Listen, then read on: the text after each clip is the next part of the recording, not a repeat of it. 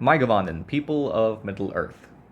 Today we have this absolutely insane looking double integral that I got off the page Integraland on Instagram. Absolutely beautiful page for integral and infinite series challenges. So do drop him a follow, he posts questions and challenges like these all the time. We're looking at the double integral from 0 to infinity of log x times log y over root x times y times cosine of x plus y dx dy. And this thing is, again, absolutely gorgeous. And what exactly is my solution development for this? Well, it all starts with the cosine x plus y term, because cosine x plus y can be expanded as cosine x cosine y minus sine x sine y. And that is incredibly useful for our purpose. The reason for that being, we can write I as the double integral from 0 to infinity of log x log y, terribly sorry about that, over root xy times cosine x cosine y minus log x log y over root x times y sine x sine y dx dy, of course.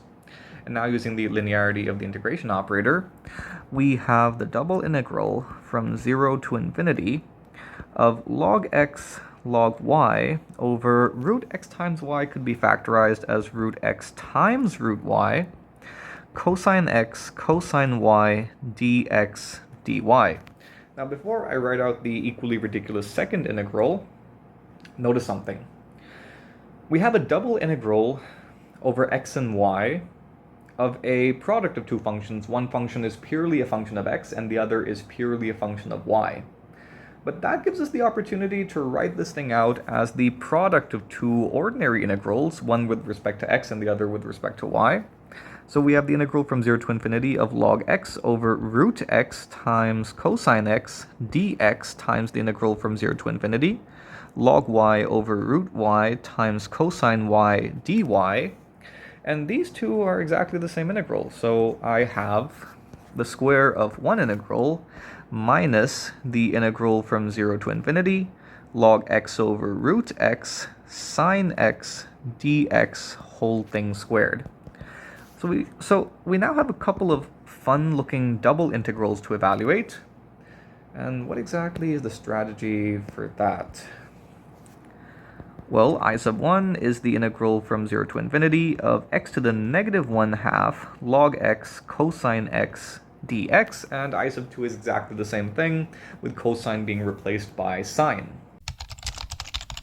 Now, the structure of this integral calls for a Mellin transform approach. Link in the description box for my solution development for the Mellin transform of cosine x and sine x. I believe, if I remember correctly, I solved them as part of the solution development for the Fresnel integrals using Ramanujan's master theorem. I do have quite a few videos on the Fresnel integrals. Interesting. Anyway, so what on earth are we to do with this? Oh yeah, the Mellin transform. So the Mellin transform of cosine x as a function of s is the integral from 0 to infinity of x to the s minus 1 times cosine x dx. And this thing quite beautifully evaluates out to gamma s times cosine pi s over 2. So if I were to differentiate this thing with respect to the parameter s, I would get the integral from 0 to infinity of x to the s minus 1 times log x cosine x dx. And on the right-hand side, I would have gamma prime s times cosine pi s over 2 minus pi over 2 times gamma s times sine of pi s over 2, because the derivative of cosine is negative sine.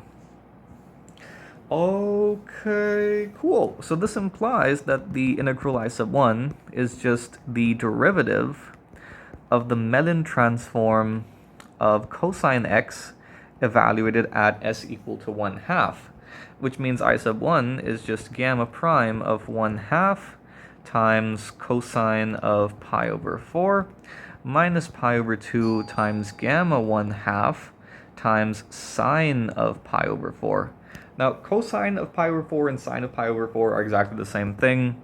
They're just 1 over root 2, so we have 1 over root 2 factored out, and we have gamma prime 1/2 minus pi over 2 times gamma 1/2, and gamma 1/2 is famously equal to root pi, so that's I sub 1. Now, I sub 2 has a very similar solution development because we can derive this from the Mellin transform of sine x. So this thing is in fact equal to the derivative of the Mellin transform of sine x evaluated at s equal to 1/2. And the Mellin transform of sine x is in fact gamma s times sine of pi s over 2. So we're differentiating this and evaluating at s equal to 1/2.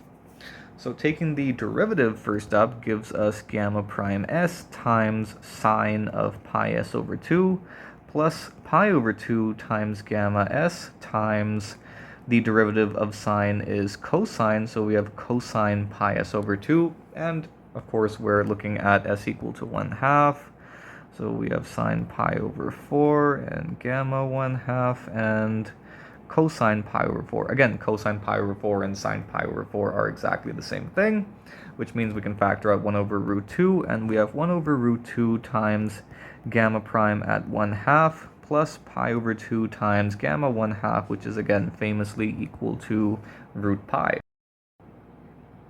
We immediately notice something about the result. It's a difference of two squared things. One is a plus b squared and the other is a minus b squared. So we do know that this thing would be equal to 4 times the product of a and b, correct? So we do have 1 over root 2 common, and they're both squared, so we can just factor that out. We have 1/2 factored out, and we're left with 4 times the product of gamma prime 1/2 and pi over 2 times root pi. So the 2's cancel out quite brilliantly, and we're left with root pi times gamma prime 1/2. If only I knew what this thing converged to. Oh wait, yeah, I could just take a look at my t-shirt. Absolutely brilliant for the summer and for referencing the derivatives of the gamma function. Link in the description box to get yours now. Now, wait, what was I even doing? Oh yeah, I was evaluating an integral. We have gamma prime of 1/2, and as per my t-shirt and of course my coffee mug, gamma prime of 1/2 equals negative root pi times Euler-Mascheroni constant plus 2 times log 2. So all of this implies that, wait, I'm missing a negative sign somewhere.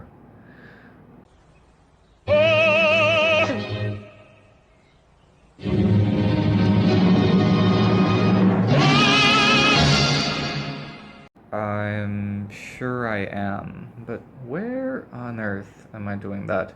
Oh wait, we have a minus b squared minus a plus b squared, so the answer should be 4 times ab with a negative sign. Of course. Terribly sorry about that. So where on earth? Oh yeah, negative sign out here, and the two negatives canceled out quite nicely, and we're left with I equal to root pi squared is of course equal to pi. And hold up, I forgot the other term. Oh yeah, the other term had a pi in it as well, so that's going to be pi over there. Terribly sorry about that. Pi over there, pi over here, so that means, oh wait, no, root pi squared times pi. Oh yeah, that's pi squared. So I equals pi squared times the Euler-Mascheroni constant plus 2 times log 2. An absolutely brilliant looking result. I hope you enjoyed the video. Be sure to like and subscribe. Thank you. See you next time.